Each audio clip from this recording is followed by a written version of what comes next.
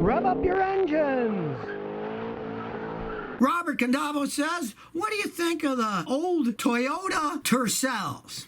Okay, well, they're kind of a bizarro car. We mechanics. Now, you always say, everybody says, oh, Scotty, Toyota must pay you money to tell how great their cars are, blah, blah, blah. No, they don't. We mechanics called the Toyota Tercel the Toyota Tercel because they were turds. They had more problems with them blowing head gaskets, the valve seals going bad and they're burning oil, and horrendous carburation systems. Originally, a bunch of those had a motorcycle side draft Venturi carburetor that was one of the worst designs ever made. They cost a fortune to buy. They were very hard to rebuild. They could still run. They were a Toyota. Between the horrible carburation they put on them and the engines that either blew head gaskets or burnt oil like mad, they stopped making them because they got such a bad reputation. But that said, I've had customers buy used ones for nothing, for $500, and then maybe they burnt a little oil. They drove them for 8 years. So if you could buy a car for $500 and drive it for 8 years by adding oil every once in a while when it burns it, what the heck, why not? Dark Blue 992 says, Scotty, what's better, an 89 Chevy Caprice or a 91 Ford Grand Marquis? You know, those are both actually decent cars. I'd go for the Grand Marquis because of the rear-wheel drive, and the 5-liter V8 that most of those had was a pretty indestructible engine. 89 Caprice was a decent vehicle, but the Grand Marquis with the rear-wheel drive and a tried and true 5-liter V8 Ford engine, those things can run forever. Of course, the Grand Marquis are known as a grandpa car, and the Caprice are a little more sportier looking cars, so if you're going by looks, go for the Caprice, but if you want something that lasts longer, go for the Grand Marquis. That'd make more sense. Silas Caldwell says, Scotty, I'm an Uber Lyft driver. I have an '09 Honda Odyssey. I was curious about your opinion on Honda Odyssey versus Toyota Sienna for my next upgrade. Go Toyota Sienna by far. The Odyssey's vans have had nothing but a history of horrible automatic transmission problems.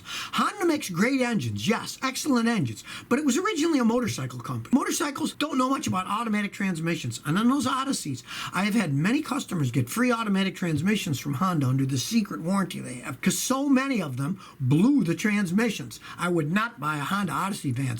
I have never had a customer buy a Honda Odyssey van, then buy another Honda Odyssey van, but I have had many customers buy Toyota Siennas. Now, a lot of them never bought another Toyota Sienna because they didn't have to. They're still driving them. But I have had ones that put on 350, 400,000 miles, and after that, then they bought another Toyota Sienna van. Machine Geek says, Scotty, I got an E39 M52 BMW engine. Want to know how hard would it be to rebuild at home?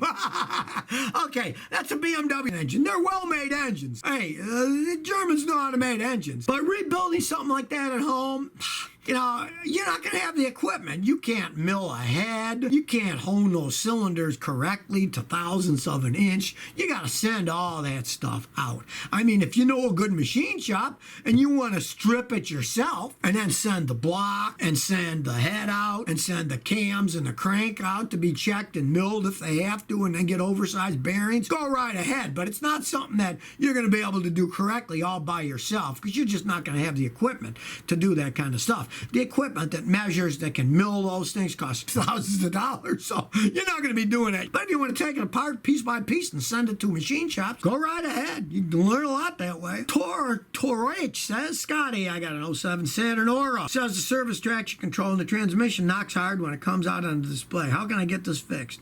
Okay, it says you got a problem in the traction control. That is a computer run system. The only way you can figure out what's wrong is you got to find a guy like me. Then we get our fancy scan tools that cost thousands and thousands of dollars and that we have to spend thousands every year paying for upgrades to get all the upgraded software to analyze what's wrong with your traction control system. It's all run by computers. It uses your ABS brake system. It uses the wheel speed sensors. It's very complicated. Now, if it runs okay otherwise, other than a clunk here and there, on that old Saturn Aura, I'd live with it. But if you do want to know what's wrong with it, say if you were in Houston there, you'd come to me and I'd say, okay, I charge $75 to diagnose the car. I'd hook up my machine, I'd analyze the traction control, then I'd show you on the screen, here's the data, drive it down. Maybe if you were lucky, there's a bad wheel speed sensor. And I'd say, okay, this is what's wrong. And I'd look it up on my computer and say, here's what it costs to replace it if you want to fix it. You'd have to start there. Then if it's too much money, just live with it. It doesn't hurt anything. So if you never want to miss another one of my new car repair videos, Remember to ring that bell.